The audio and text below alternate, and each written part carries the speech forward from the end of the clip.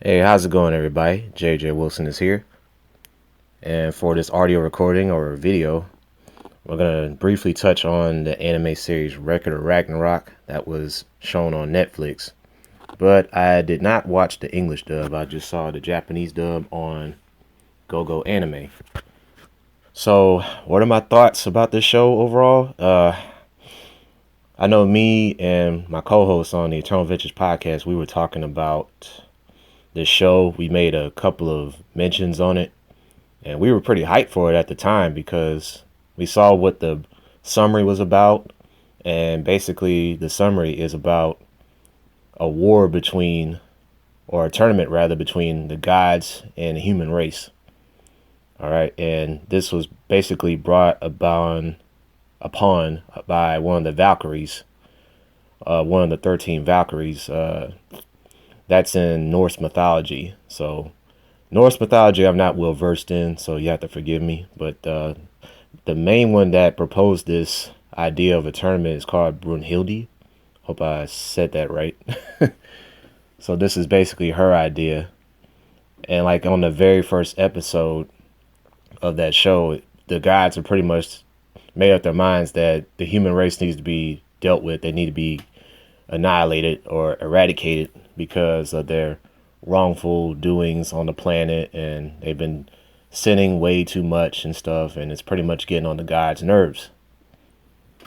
But Brunhilde comes in and pretty much interferes with that meeting, with that decision to eliminate the human race, and decides, why don't you give the human race a fighting chance? Why don't you propose a tournament and show your true might as gods? Or are you too scared? You're too much of a chicken. So it's basically like a proposal slash threat. So Zeus was like, oh, okay. Oh, yeah, we'll do that. And yeah, he's one of the gods. He's a Greek god. So I'm just going to mention the gods that were all in the anime. Of course, overall, it's 13 gods versus 13 humans for 13 matches. So basically, it was like this. So Brunhilde's idea was that there's 13 fights between the gods and humans, and whoever wins 7 out of the 13 fights will eventually be the winner of the contest. And the humans win, they get to survive another 1,000 years. That's the deal. If the gods win, that means the human race is eradicated on planet Earth. That's basically the deal. So I'm just going to name all the gods that were in the show that I saw in the anime. So it was Zeus, Thor, Poseidon, Shiva, Aphrodite, Loki, Ares, Hermes, Odin, and Hercules. And the only humans that we saw actually fight were Lubu, Kojiro, Sasaki, Adam, yeah, like Adam from Adam and Eve, and Jack the Ripper.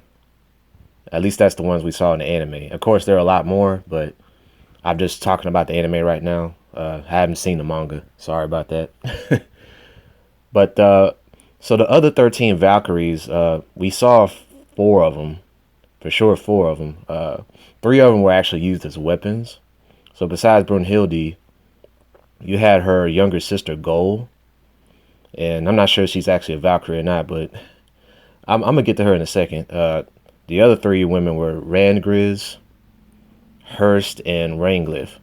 I think Ranglif helped Lubu, and Hurst helped Kojiro, and Rangriz helped Adam. I hope I got that right in order. And basically, those 3 Valkyries I mentioned, they turned their bodies into weapons. So, I guess what Brunhilde was proposing, that in order for the humans to even have a chance against these gods, because they're mortals, they had to have godlike weapons to fight with. So, for example, with Lubu's spear, that was actually Rhinglyph.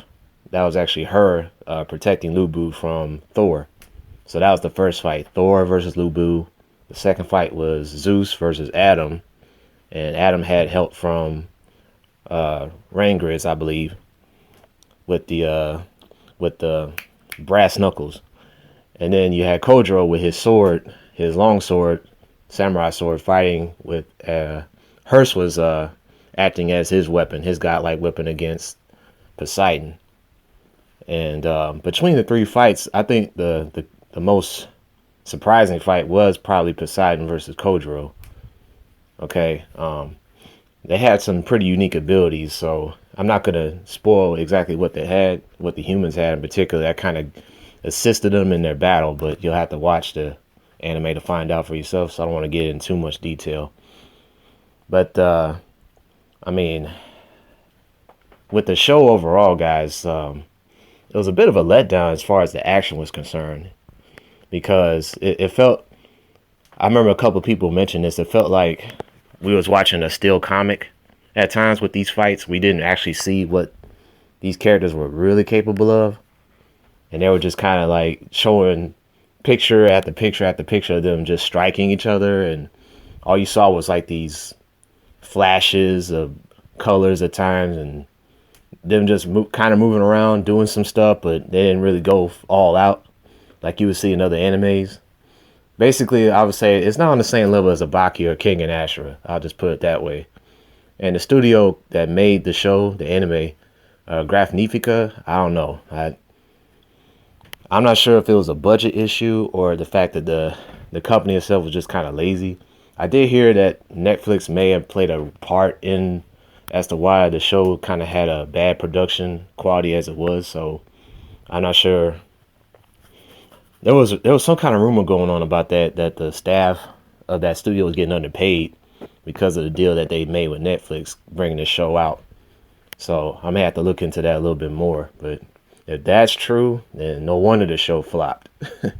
As far as the action is concerned, excuse me. No wonder it flopped. You know. But yeah, I think this anime could have been a lot better than what it was, as far as I could see, despite the hype that it got early on. So I don't know. This better not be a sign that Netflix anime start to falter because they're not pumping enough money, or they're not giving the right shows a shine. Basically, I hope that's not the case, because I think they were doing right when they posted shows like King and Ashura out here, and to a lesser extent the Castlevania series, which I haven't seen yet. You know, those particular shows, they look really, really good. Oh yeah, and Baki as well. I mean, so yeah, a little disappointing from what I could see, even though the show is not over yet, and I don't know if there'll be another season of this anime or not. I'm not, based on what I saw, I'm not exactly thrilled to watch it. You know, if it's gonna be just like what we saw with this season 1. But tell me what else you liked about the show, or what you didn't like about the show. So that's kind of my little review there. And hopefully Netflix or these other anime studios in Japan can kind of get their production quality up, and as far as entertainment is concerned with these shows.